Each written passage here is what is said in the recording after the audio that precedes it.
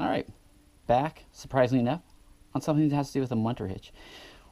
What we're going to look at today is a different way of tying your munter hitch off.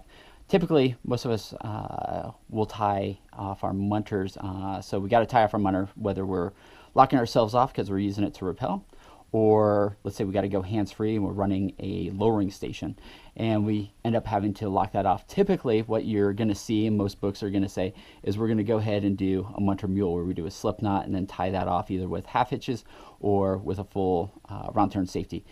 In this one, it's a little bit different. I got to give props out to Delaney on this one. So we use a lot of smaller diameter ropes, so 7, 7.5, sometimes we'll go up to a 9. Normally we're in that 7.5 range.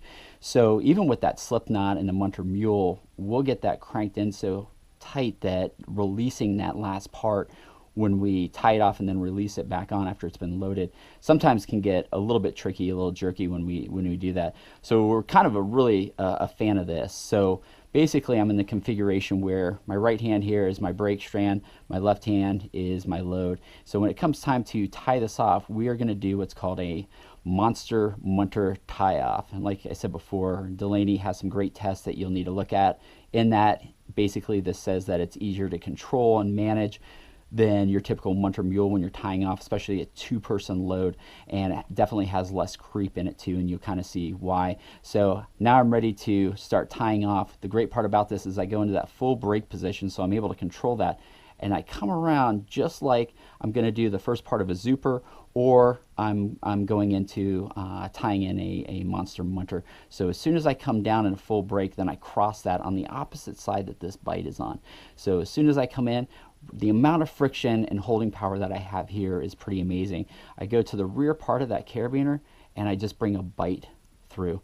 So at this point you are in so much control, and anybody that's used a monster munter before knows the amount of friction that you have on there, even with 650 pounds, the ability to control that. So I bring that bite through here. Now I can tie that off whatever way you want with a series of half hitches, or I can go right in and do a full safety tie off. So we've got that tied off.